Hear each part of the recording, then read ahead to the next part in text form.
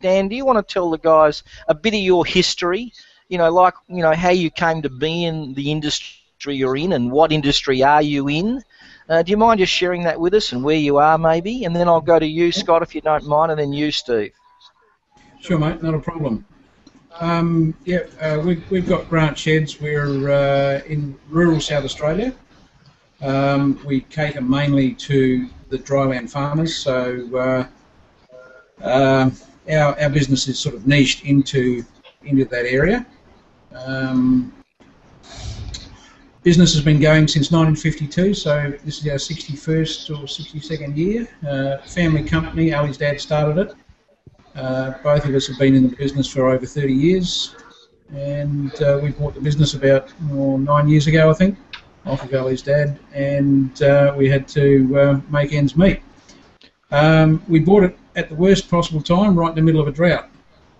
So we had a few challenges, and somewhere along the line, someone mentioned your name.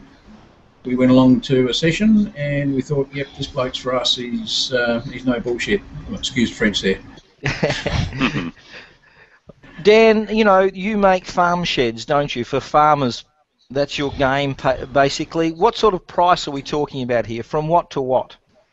Average dollar price is around about $25,000 to $30,000, with some smattering of less than that, and probably I don't know, about 40% of them up around about the $80,000 to $120,000. I want you to hear it from Danny. What their process has been, their doubts, their, concerns and issues, and what they had to do to make themselves successful. So, Dan, can I start with you and Ali? Now that we've had a few years under our belt, I certainly recognise exactly what you're saying. When we first started you, I don't know what my expectation initially was, but I certainly got to a stage where we were doing stuff with you. We got lots of information across to your copywriters and things like that to do some of the things that you guys were going to do for us. And then we sat back a little bit on our laurels and waited for your gear to come through to us. And then there were some things that we had a little bit of frustration with, and where we, Ian had me in tears a couple of times. He's a bugger. But I realised afterwards that during that time I should have been doing other things. Yes, there was a lot to do. We had to get a lot of information to you guys so that you could in turn help us.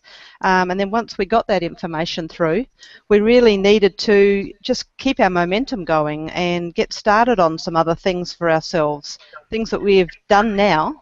And now that we've progressed into them, you look back and you think, oh, that wasn't as hard as I thought it was. But at the time, some of it is hard work, but certainly well worth the reward. And Ali, I'd just like to touch base on that for a second. Now, I think the world of you guys. You really are the salt of the earth, and we love you. We really do. But we care about your success so much that we have to say what we believe is right to our students so that we can see them get the results. Otherwise, it's not right for you to invest and come to our environment. So, I said those things with if you like, love in my heart. But I wanted to see you actually implement, Ali, and that was a pretty tough conversation, but you guys did. You then started to execute, and then you started to execute like crazy. So I apologise now for making you cry, Ali. I do feel horrible about that. That's right. I'll still give you a hug when I see you.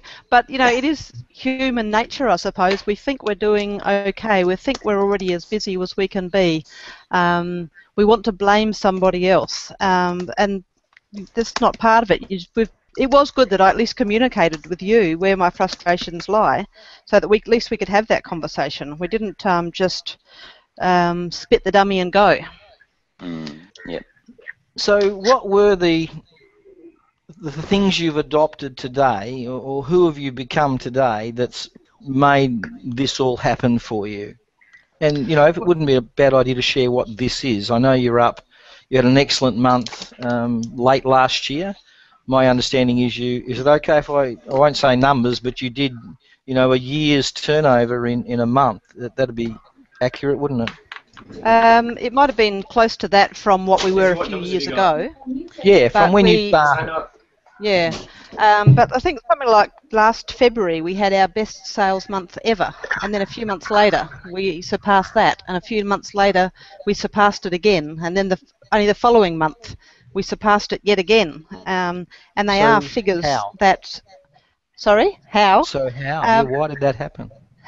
Well, it's that combination of lots of marketing things and having your head in the right space for it all.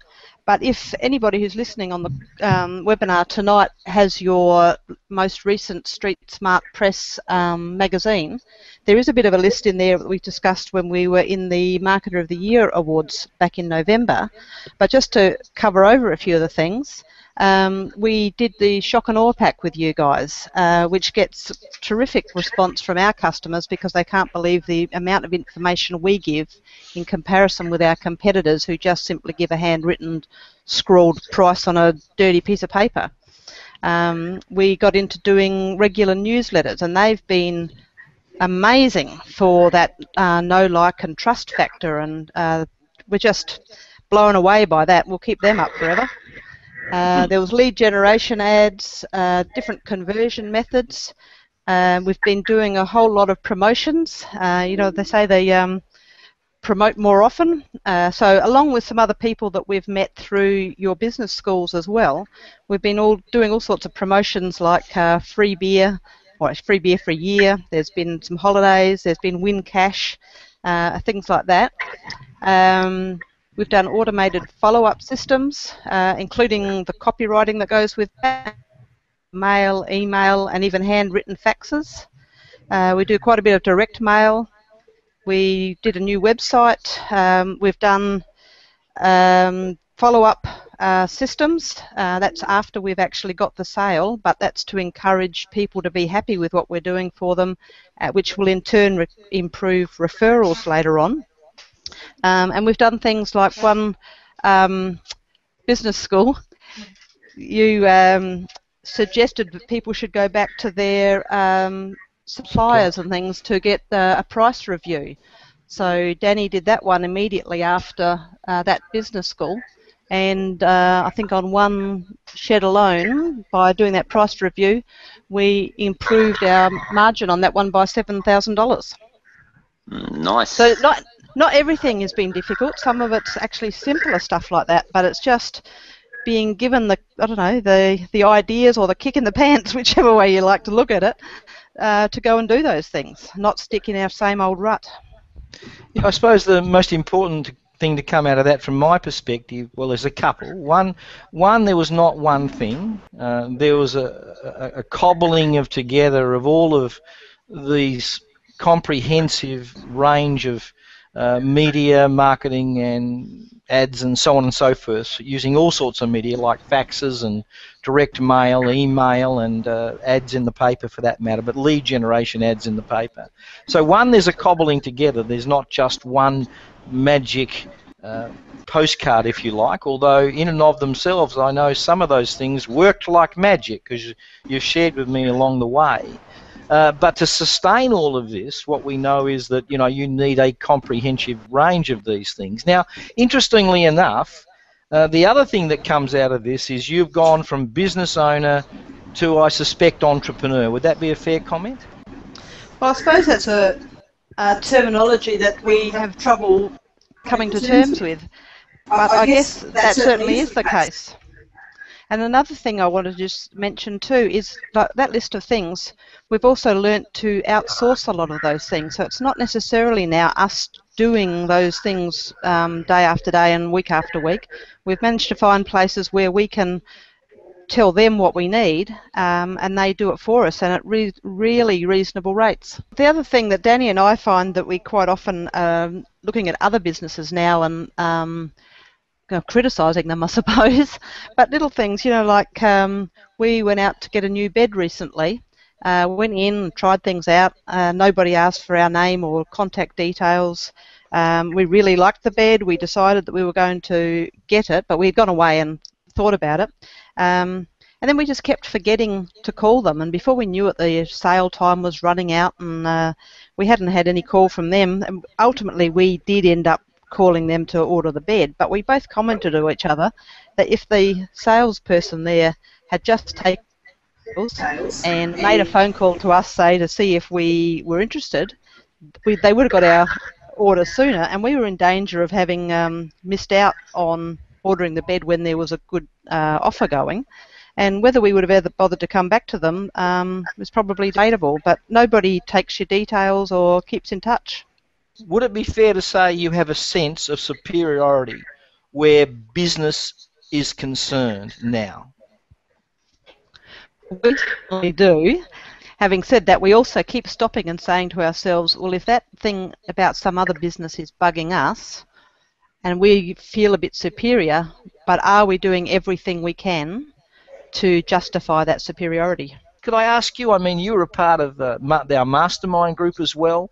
How would you rate hanging out in an environment that's like-minded, for example? Oh, it's hugely motivating. It's just so nice to talk with people who are positive minds, giving you suggestions, even though they're not in the same industry as you, but it's not, I couldn't do that, that's not right for my industry. It's more a case of, how could you do that? How can we do that? And all that sort of thing. It's not talking to other people who are just moaning and groaning and complaining about their customers and all that sort of thing. Ali, what sort of thoughts did you have when you were making the decision to become part of the Streetsmart environment? We started off a little bit on the gentle side, I suppose. We eased into it, but we certainly saw the benefit all the way along, and we've been happy to keep investing into new ideas and new programs that have come along.